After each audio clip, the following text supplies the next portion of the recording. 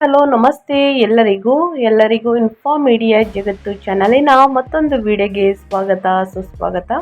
ಸ್ನೇಹಿತರೆ, ಎಲ್ಲರೂ ಹೇಗಿದ್ದೀರಾ? ಎಲ್ಲರೂ ಚೆನ್ನಾಗಿದ್ದೀರಾ ಅನ್ಕೊಂಡಿದ್ದೀನಿ. ನಾನು ಕೂಡ ತುಂಬಾನೇ ಚೆನ್ನಾಗಿದ್ದೀನಿ. ಎಲ್ಲರೂ ಚೆನ್ನಾಗಿದ್ದೀರಾ ಅನ್ಕೊಂಡು ಭಾವಿಸ್ಕೊಂಡು ಇವತ್ತಿನ ಒಂದು ವಿಡಿಯೋನ ಶುರು ಮಾಡಿಬಿಡೋಣ. ಇವತ್ತಿನ ಒಂದು ವಿಡಿಯೋದಲ್ಲಿ ಮೇ 1ರಿಂದ ಕುಂಭರಾಶಿಯವರ ಜೀವನದಲ್ಲಿ ಏನೆಲ್ಲ ಬದಲಾವಣೆಗಳು ಕಂಡುಬರಲಿದೆ, ಯಾವುದರ ಬಗ್ಗೆ ಎಚ್ಚರಿಕೆ ವಹಿಸಬೇಕು, ಏನೆಲ್ಲ ಅದೃಷ್ಟದ ಫಲಗಳನ್ನು ಗಳಿಸಲಿದ್ದೀರಿ, ಇನ್ನು ನಿಮ್ಮ ಸಮಸ್ಯೆಗಳಿಗೆ ಪರಿಹಾರವನ್ನು ಕೂಡ ತಿಳಿಸಿಕೊಡಲಾಗುತ್ತದೆ. ಈ ಪರಿಹಾರಗಳನ್ನು ಅನುಸರಿಸಿದಲ್ಲಿ ಕುಂಭರಾಶಿಯವರಿಗೆ ಕಷ್ಟಗಳು, ಸಮಸ್ಯೆಗಳು, ಅಡಚಣೆಗಳು ಎಲ್ಲವೂ ಕೂಡ ಸಂಪೂರ್ಣವಾಗಿ ನಿವಾರಣೆಯಾಗಲಿದೆ ಅಂತಲೇ ಹೇಳಬಹುದು. ಹಾಗಿದ್ರೆ ಒಟ್ಟಾರೆಯಾಗಿ ಏನೆಲ್ಲ ಅದೃಷ್ಟದ ಫಲಗಳನ್ನು ಗಳಿಸಲಿದ್ದೀರಿ ಅನ್ನೋದನ್ನ ತಿಳಿಸ್ಕೊಡ್ತಾ ಹೋಗ್ತೀನಿ. ಇದನ್ನೆಲ್ಲ ತಿಳ್ಕೋಬೇಕು ಅಂದರೆ ಎಲ್ಲೂ ಕೂಡ ವಿಡನ್ನ ಸ್ಕಿಪ್ ಮಾಡಬಾರ್ದು. ಅಂದರೆ ವಿಡನ್ನ ಕಟ್ ಮಾಡಿ ಓಡಿಸ್ಕೊಂಡು ಹೋಗಿ ನೋಡ್ತೀನಿ ಅಂದರೆ ಫುಲ್ ಇನ್ಫಾರ್ಮೇಷನ್ ಅರ್ಥ ಆಗಲ್ಲ. ಸೊ ಹಾಗಾಗಿ ಎಲ್ಲ ವಿಡಿಯೋದಲ್ಲೂ ತಿಳಿಸ್ತಾ ಇರ್ತೀನಿ. ಮೊದಲಿಂದ ಕೊನೆ ತನಕ ವಿಡಿಯೋನ ವಾಚ್ ಮಾಡಿ. ವಿಡಿಯೋದಲ್ಲಿ ಒಳ್ಳೆಯ ಮಾಹಿತಿ ಸಿಕ್ಕಿದ್ದಲ್ಲಿ ತಪ್ಪದೆ ವಿಡಿಯೋಗೊಂದು ಲೈಕ್ ಕೊಟ್ಟು, ಇನ್ನೂ ನನ್ನ ಚಾನಲ್ನ ಸಬ್ಸ್ಕ್ರೈಬ್ ಮಾಡ್ಕೊಂಡಿಲ್ಲ ಅಂದರೆ ದಯವಿಟ್ಟು ಇನ್ಫಾರ್ಮ್ ಮೀಡಿಯಾಗೆ ಸಬ್ಸ್ಕ್ರೈಬ್ ಆಗಿ ನಿಮ್ಮ ಅಭಿಪ್ರಾಯಗಳನ್ನು ಕಮೆಂಟ್ ಬಾಕ್ಸಲ್ಲಿ ತಿಳಿಸಬಹುದು. ಯಾರೆಲ್ಲ ಸಬ್ಸ್ಕ್ರೈಬ್ ಮಾಡ್ಕೊಂಡಿದ್ದೀರಾ ಅವ್ರಿಗೆ ಮತ್ತೊಮ್ಮೆ ಥ್ಯಾಂಕ್ ಯು ಸೋ ಮಚ್ ಅಂತ ಹೇಳ್ತಾ ವಿಡಿಯೋದ ಕಡೆ ಗಮನ ಕೊಟ್ಬಿಡೋಣ. ಹೌದು ಸ್ನೇಹಿತರೆ, 2026ರ ಮೇ 1ರಂದು ಬರುವಂತಹ ಹುಣ್ಣಿಮೆಯು ಹಿಂದೂ ಧರ್ಮದಲ್ಲಿ ಅತ್ಯಂತ ಪವಿತ್ರವಾದಂತಹ ವೈಶಾಖ ಪೂರ್ಣಿಮೆ ಅಥವಾ ಬುದ್ಧ ಪೂರ್ಣಿಮೆಯಾಗಿದೆ. ಈ ದಿನದ ಮಹತ್ವದ ಬಗ್ಗೆ ಹೆಚ್ಚಿನ ಮಾಹಿತಿಯನ್ನು ತಿಳಿಸ್ಕೊಡ್ತಾ ಹೋಗ್ತೀನಿ. ಇಂದಿನಿಂದ ಕುಂಭರಾಶಿಯವರು ಏನೆಲ್ಲ ಬದಲಾವಣೆಗಳನ್ನು ಸೂಚಿಸಲಿದೆ ಗ್ರಹಗಳು, ಯಾವುದರ ಬಗ್ಗೆ ಎಚ್ಚರಿಕೆ ವಹಿಸಬೇಕು ಅನ್ನೋದನ್ನ ನೋಡ್ತಾ ಹೋಗೋಣ.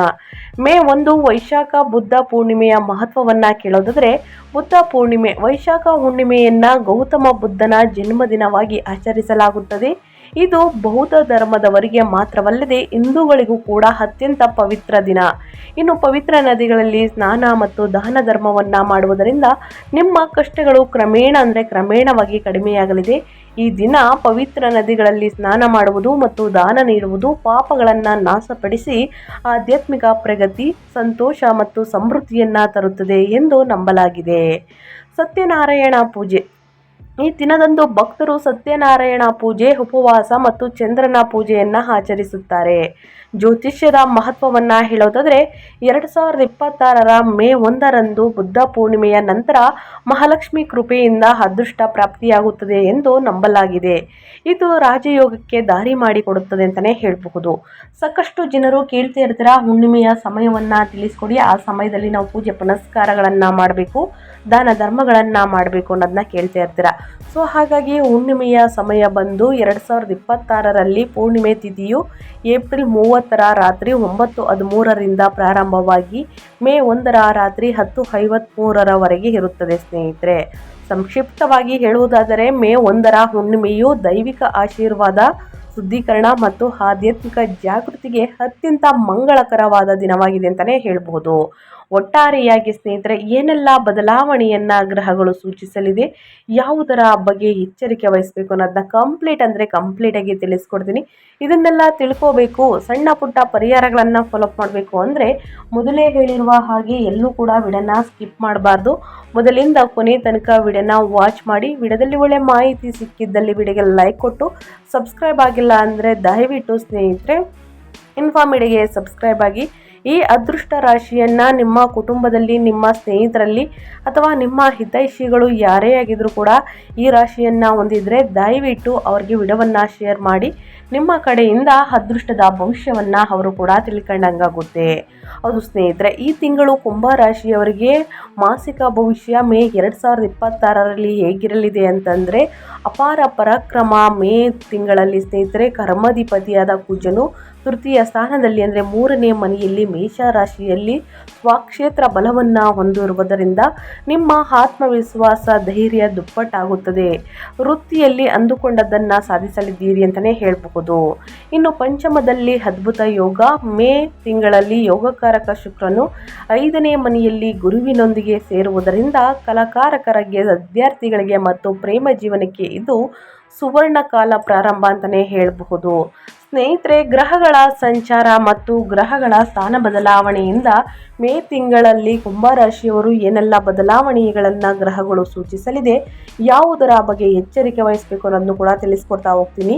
ಇನ್ನು ಗೃಹದಲ್ಲಿ ಪ್ರಾಬಲ್ಯದ ಹೋರಾಟ ಮೇ ತಿಂಗಳಲ್ಲಿ ಅಂತಂದರೆ ಮೇ 1ರಿಂದನೇ ಚತುರ್ಥ ಸ್ಥಾನದಲ್ಲಿ 4ನೇ ಮನೆಯಲ್ಲಿ ಸೂರ್ಯನ ಸಂಚಾರದಿಂದಾಗಿ ಮನೆಯ ವಾತಾವರಣ ಸ್ವಲ್ಪ ಬಿಸಿಯಾಗುತ್ತದೆ.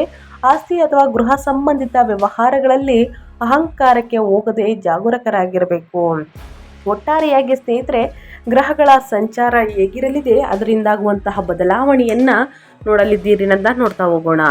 ಮೇ ತಿಂಗಳಲ್ಲಿ ಕುಂಭರಾಶಿಯವರಿಗೆ ಪ್ರಮುಖ ಗ್ರಹ ಸಂಚಾರಗಳು ಮತ್ತು ಅವುಗಳ ಅಧಿಪತ್ಯಗಳು ಅನ್ನೋದನ್ನ ಹೇಳೋದಾದರೆ, ಗ್ರಹ ಸಂಚರಿಸುವ ಮನ, ಅದರಿಂದಾಗುವಂತಹ ಪ್ರಭಾವವನ್ನು ನೋಡಲಾದರೆ, ಕುಜ 3 ಮತ್ತು 10ನೇ ಮನೆಯ ಅಧಿಪತಿಯಾಗಿರುವ ಕುಜ 3ನೇ ಮನೆಯಲ್ಲಿ ಸಂಚಾರವನ್ನು ಮಾಡುತ್ತಿದೆ. ಇದರ ಪ್ರಭಾವ ಹೇಗಿರಲಿದೆ ಅಂದರೆ, ತೃತೀಯ ಕುಜ ಅಖಂಡ ಧೈರ್ಯ, ವೃತ್ತಿಯಲ್ಲಿ ಮುನ್ನಗ್ಗುವಿಕೆ, ಸಹೋದರರ ಬೆಂಬಲ, ಪ್ರಯಾಣ ಲಾಭಗಳು ಅಂತಲೇ ಹೇಳಬಹುದು. ಇನ್ನು ಶುಕ್ರ 4 ಮತ್ತು 9ನೇ ಮನೆಯ ಅಧಿಪತಿಯಾಗಿರುವಂತಹ ಯೋಗಕಾರಕ ಶುಕ್ರ 4ನೇ ಮನೆಯಲ್ಲಿ ಮತ್ತು 5ನೇ ಮನೆಯಲ್ಲಿ ಸಂಚರಿಸುತ್ತಿದೆ. ಮೇ ತಿಂಗಳಲ್ಲಿ ಮಾತೃ ಸೌಖ್ಯ, ವಾಹನ ಯೋಗ, ಇನ್ನು ಅದೇ ರೀತಿ ಸ್ನೇಹಿತರೆ ಕಲಾಕಾರರಿಗೆ ಲಾಭ, ಪ್ರೇಮ, ಸಾಫಲ್ಯ, ಬುದ್ಧಿವಂತಿಕೆ ಅಂತಲೇ ಹೇಳಬಹುದು. ಇನ್ನು ಸೂರ್ಯ 7ನೇ ಮನೆಯ ಅಧಿಪತಿಯಾಗಿರುವ ಸೂರ್ಯ 3ನೇ ಮನೆಯಲ್ಲಿ ಸಂಚರಿಸುತ್ತಿದೆ. ಇದರ ಪ್ರಭಾವ ಹೇಗಿರಲಿದೆ ಅಂದರೆ ಸ್ನೇಹಿತರೆ, ಈ ತಿಂಗಳಲ್ಲಿ ಪ್ರಬಲ್ಯವಾದಂತಹ ಹೋರಾಟ, ತಾಯಿಯ ಆರೋಗ್ಯದ ಬಗ್ಗೆ ಕಾಳಜಿ, ತಂದೆ ತಾಯಿಯ ಬಗ್ಗೆ ಕಾಳಜಿ ಅಂತಲೇ ಹೇಳಬಹುದು. ಇನ್ನು ಬುಧ 5 ಮತ್ತು 8ನೇ ಮನೆಯ ಅಧಿಪತಿಯಾಗಿರುವ ಬುಧ 4ನೇ ಮನೆಯಲ್ಲಿ ಸಂಚರಿಸುತ್ತಿದೆ. ಚತುರ್ಥದಲ್ಲಿ ಬುಧ ಗೃಹ ಸಂಬಂಧಿತ ದಾಖಲೆಗಳಲ್ಲಿ ಎಚ್ಚರಿಕೆ, ಆಸ್ತಿ ಚರ್ಚೆಗಳು. ಸ್ನೇಹಿತರೆ, ಇದೇ ತಿಂಗಳಲ್ಲಿ ಬಹಳಷ್ಟು ಎಚ್ಚರಿಕೆಯನ್ನು ನೀಡಲಿರುವಂತಹ ಬುಧ ಅಂತಲೇ ಹೇಳಬಹುದು. ಇನ್ನು ಗುರು 11ನೇ ಮನೆಯ ಅಧಿಪತಿಯಾಗಿರುವ ಗುರು ಪಂಚಮ ಗುರು, ಸಂತಾನ ಪ್ರಗತಿ, ಅದ್ಭುತ ಆರ್ಥಿಕ ಲಾಭಗಳು, ಷೇರು ಮಾರುಕಟ್ಟೆಯಲ್ಲ ಅದೃಷ್ಟ. ಇನ್ನು ಕೊನೆಯದಾಗಿ ಶನಿ 1 ಮತ್ತು 12ನೇ ಮನೆಯ ಅಧಿಪತಿಯಾಗಿರುವಂತಹ ಶನಿ ನಿಮ್ಮ ಲಗ್ನಾಧಿಪತಿ ಸ್ನೇಹಿತರೆ 2ನೇ ಮನೆಯಲ್ಲಿ ಮೀನದಲ್ಲಿ ಸಂಚರಿಸುತ್ತಿದೆ. ಏಳಿನಾಟ ಶನಿಯ ಪ್ರಭಾವ, ಕೌಟುಂಬಿಕ ಜವಾಬ್ದಾರಿಗಳು, ಮಾತಿನ ನಿಯಂತ್ರಣ, ಆರ್ಥಿಕ ಶಿಸ್ತು ಅಂತಲೇ ಹೇಳಬಹುದು. ಇದು ಕುಂಭರಾಶಿಯವರಿಗೆ ಮೇ ತಿಂಗಳಲ್ಲಿ ಗ್ರಹಗಳ ಸಂಚಾರ ಮತ್ತು ಗ್ರಹಗಳ ಸ್ಥಾನ ಬದಲಾವಣೆಯಿಂದ ಸ್ನೇಹಿತರೆ ಏನೆಲ್ಲ ಪ್ರಭಾವಗಳನ್ನು ನೋಡಲಿದ್ದೀರಿ ಅನ್ನೋದನ್ನ ಒಟ್ಟಾರೆಯಾಗಿ ತಿಳಿಸ್ಕೊಟ್ಟಿದ್ದೀನಿ. ಇನ್ನು ಕುಂಭರಾಶಿಯವರಿಗೆ ಈ ತಿಂಗಳು ಅಂದರೆ ಮೇ 2026ರ ಮಾಸವು ಏಳಿನಾಟಿ ಶನಿಯ 2ನೇ ಹಂತ, ಜನ್ಮ ಶನಿ, ದ್ವಿತೀಯ ಶನಿ ಸಂಧಿ ಅಂತಲೇ ಹೇಳ್ಬೋದು. ಸಂಧಿಯಲ್ಲಿದ್ದರೂ ಅದ್ಭುತವಾದ ನೆಮ್ಮದಿಯನ್ನು ಮತ್ತು ವಿಜಯಗಳನ್ನು ತರಲಿದೆ. ಕಳೆದ ತಿಂಗಳು 2ನೇ ಮನೆಯಲ್ಲಿದ್ದ ಕುಜನಿಂದಾಗಿ ಎದುರಿಸಿದ ಕಠಿಣ ಮಾತುಗಳು ಮತ್ತು ಕೌಟುಂಬಿಕ ಕಲಹಗಳು ಈ ತಿಂಗಳು ಕುಜನು 3ನೇ ಮನೆಯ ಸ್ವಕ್ಷೇತ್ರ ಬಲವಾದ ತಕ್ಷಣವೇ ದೂರವಾಗುತ್ತದೆ. ಇನ್ನು ಮೇ ತಿಂಗಳಲ್ಲಿ ಯೋಗಕಾರಕ ಶುಕ್ರನು 5ನೇ ಮನೆಗೆ ಪ್ರವೇಶಿಸಿದ ತಕ್ಷಣ ಗುರುವಿನೊಂದಿಗೆ ಸೇರುವುದು ನಿಮ್ಮ ಜೀವನದಲ್ಲಿ ಸೃಜನಶೀಲತೆಯನ್ನು, ಆನಂದವನ್ನು ತುಂಬುತ್ತದೆ. ಆದರೆ ಮೇ 15ರಂದು ಸೂರ್ಯನು 4ನೇ ಮನೆಗೆ ಪ್ರವೇಶಿಸುವುದರಿಂದ ಗೃಹ ಸಂಬಂಧಿತ ವಿಷಯಗಳಲ್ಲಿ ಸ್ವಲ್ಪ ಎಚ್ಚರಿಕೆ ಅಗತ್ಯ. ಒಟ್ಟಾರೆಯಾಗಿ ಗ್ರಹಗಳ ಸಂಚಾರ ಮತ್ತು ಗ್ರಹಗಳ ಸ್ಥಾನ ಬದಲಾವಣೆಯಿಂದ ಏನೆಲ್ಲ ಬದಲಾವಣೆಯನ್ನು ನೋಡಲಿದ್ದೀರಿ, ಯಾವುದರ ಬಗ್ಗೆ ಎಚ್ಚರಿಕೆ ವಹಿಸಬೇಕು ಅನ್ನೋದನ್ನ ಕಂಪ್ಲೀಟಾಗಿ ತಿಳಿಸ್ಕೊಟ್ಟಿದ್ದೀನಿ. ಇದರ ಬಗ್ಗೆ ಏನೇ ಡೌಟ್ಸ್ ಇದ್ರೂ ಕೂಡ ಕಮೆಂಟ್ ಮಾಡಿ ಅಂತ ಹೇಳ್ತಾ, ಇನ್ನು ಒಂದೊಂದಾಗಿ ಹೇಳೋದಾದರೆ ವೃತ್ತಿ ಜೀವನದ ಬಗ್ಗೆ ಹೇಳೋದಾದರೆ ಏನೆಲ್ಲ ಬದಲಾವಣೆಯನ್ನು ನಿಮ್ಮ ಕೆರಿಯರಲ್ಲಿ ನೋಡಲಿದ್ದೀರಿ, ನಿಮ್ಮ ಉದ್ಯೋಗದಲ್ಲಿ ನೋಡಲಿದ್ದೀರಿ ಅಂದರೆ, ಕರ್ಮಾಧಿಪತಿಯಾದ ವೃತ್ತಿಕಾರಕ ಕುಜನು ಇದೇ ತಿಂಗಳಲ್ಲಿ ಸ್ನೇಹಿತರೆ ಏಪ್ರಿಲ್ನಲ್ಲಿ 2ನೇ ಮನೆಯಲ್ಲಿದ್ದು ನೀಡಿದ ಒತ್ತಡದಿಂದ ಮೇ 11ರಂದು ತೃತೀಯ ಸ್ಥಾನದಲ್ಲಿ ಅಂದರೆ 3ನೇ ಮನೆಯಲ್ಲಿ ಸ್ವಕ್ಷೇತ್ರ ಬಲವನ್ನು ಹೊಂದಿರುವುದರೊಂದಿಗೆ ನಿಮಗೆ ದೊಡ್ಡ ನೆಮ್ಮದಿ ಸಿಗುತ್ತದೆ. ಕಚೇರಿಯಲ್ಲಿ ನಿಮ್ಮ ಧೈರ್ಯ, ಇನಿಷಿಯೇಟಿವಿಟಿ ತೆಗೆದುಕೊಳ್ಳುವಂತಹ ಗುಣ ಎಲ್ಲರನ್ನ ಆಶ್ಚರ್ಯಗೊಳಿಸುತ್ತದೆ. ಬಾಕಿ ಇರುವ ಕೆಲಸಗಳನ್ನು ಒಂದು ಹಂತಕ್ಕೆ ತರುತ್ತಿದೆ ಅಂತಲೇ ಹೇಳಬಹುದು. ಉದ್ಯೋಗದಲ್ಲಿ ನಿಮಗೆ ಎದುರಾಗುವಂತಹ ಸವಾಲುಗಳನ್ನು ಸುಲಭವಾಗಿ ದಾಟುತ್ತೀರಿ ಸ್ನೇಹಿತರೆ. ನಿಮ್ಮ ಪ್ರಸ್ತಾಪಗಳಿಗೆ ಅಧಿಕಾರಿಗಳ ಒಪ್ಪಿಗೆ ಸಿಗುತ್ತದೆ. ಶಾರ್ಟ್ ಟಿಪ್ಸ್, ಸಣ್ಣ ಪ್ರಯಾಣಗಳು ಮೂಲಕ ನೀವು ಮಾಡುವಂತಹ ವೃತ್ತಿಯಲ್ಲಿ ಮತ್ತಷ್ಟು ಪ್ರಗತಿಯನ್ನು ಸಾಧಿಸುತ್ತೀರಿ. ಪತ್ರಿಕೋದ್ಯಮ, ಐಟಿ ಮತ್ತು ಮಾರ್ಕೆಟಿಂಗ್ ಕ್ಷೇತ್ರಗಳಲ್ಲಿರುವವರಿಗೆ ಇದು ವಿಶೇಷ ವಿಜಯಗಳನ್ನು ನೀಡುವಂತಹ ಕಾಲ ಅಂತಲೇ ಹೇಳಬಹುದು. ಒಟ್ಟಾರೆಯಾಗಿ ಏನೆಲ್ಲ ಬದಲಾವಣೆಯನ್ನು ಗ್ರಹಗಳು ಸೂಚಿಸಲಿದೆ, ನಿಮ್ಮ ಕೆರಿಯರಲ್ಲಿ ಯಾವುದರ ಬಗ್ಗೆ ಎಚ್ಚರಿಕೆ ವಹಿಸಬೇಕು ಅನ್ನೋದನ್ನ ಕಂಪ್ಲೀಟಾಗಿ ತಿಳಿಸ್ಕೊಟ್ಟಿದ್ದೀನಿ. ಇನ್ನು ನಿಮ್ಮ ಬಿಸ್ನೆಸ್ ಬಗ್ಗೆ ಹೇಳೋದಾದರೆ, ನಿಮ್ಮ ವ್ಯಾಪಾರ ವ್ಯಾಪಾರ ವ್ಯವಹಾರದ ಬಗ್ಗೆ, ಸ್ವಯಂ ಉದ್ಯೋಗದ ಬಗ್ಗೆ ಹೇಳೋದಾದರೆ ಕುಂಭರಾಶಿಯವರು ಏನೆಲ್ಲ ಬದಲಾವಣೆಗಳನ್ನು ನೋಡಲಿದ್ದೀರಿ ಅಂದರೆ, ವ್ಯಾಪಾರಸ್ಥರಿಗೆ ಈ ತಿಂಗಳು ಅದ್ಭುತವಾದಂತಹ ವಿಸ್ತರಣೆಗೆ ಅನುಕೂಲಕರವಾಗಿದೆ. ಸಪ್ತಮಾಧಿಪತಿಯಾದಂತಹ ವ್ಯಾಪಾರಕಾರಕ ಸೂರ್ಯನು ಮೇ ತಿಂಗಳಲ್ಲಿ 3ನೇ ಮನೆಯಲ್ಲಿ ಉಚ್ಚ ಸ್ಥಿತಿಯಲ್ಲಿ ಇರುವುದರಿಂದ ನಿಮ್ಮ ಧೈರ್ಯವೇ ನಿಮ್ಮ ಬಂಡವಾಳವಾಗುತ್ತದೆ. ಪ್ರತಿಸ್ಪರ್ಧಿಗಳನ್ನು ಸಮರ್ಥವಾಗಿ ಎದುರಿಸಿ ಮಾರುಕಟ್ಟೆಯಲ್ಲಿ ನಿಮ್ಮ ಸ್ಥಾನವನ್ನು ಭದ್ರಪಡಿಸಿಕೊಳ್ಳುತ್ತೀರಿ.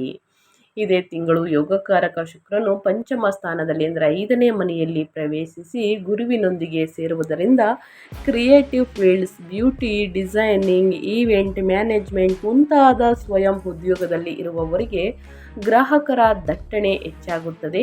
7ನೇ ಮನೆಯಲ್ಲಿ ಕೇತುವಿನ ಸಂಚಾರದಿಂದಾಗಿ ವ್ಯಾಪಾರ ಪಾಲುದಾರರೊಂದಿಗೆ ಅತಿ ಸಲಿಗೆ ಸಲ್ಲದು. ಲೆಕ್ಕಾಚಾರಗಳನ್ನು ಪಕ್ಕ ಇಟ್ಟುಕೊಳ್ಳುವುದು ಒಳಿತು. ಯಾಕಂದರೆ ಯಾರನ್ನೂ ಕೂಡ ವ್ಯಾಪಾರ ವ್ಯವಹಾರದಲ್ಲಿ ನಿಮ್ಮ ಕೆಲಸದಲ್ಲಿ ಕುರುಡರಾಗಿ ನಂಬೇಡಿ ಸ್ನೇಹಿತರೆ. ಯಾವುದೇ ಒಂದು ಸಹಿಯನ್ನು ಹಾಕಬೇಕಾದ್ರೂ ಕೂಡ ಪರಿಣಿತರ ಸಲಹೆಗಳನ್ನು ತೆಗೆದುಕೊಂಡು ಸಹಿಯನ್ನು ಹಾಕಿ. ಖಂಡಿತವಾಗಿಯೂ ಇದರಿಂದ ಲಾಭವನ್ನು ನೋಡಲಿದ್ದೀರಿ.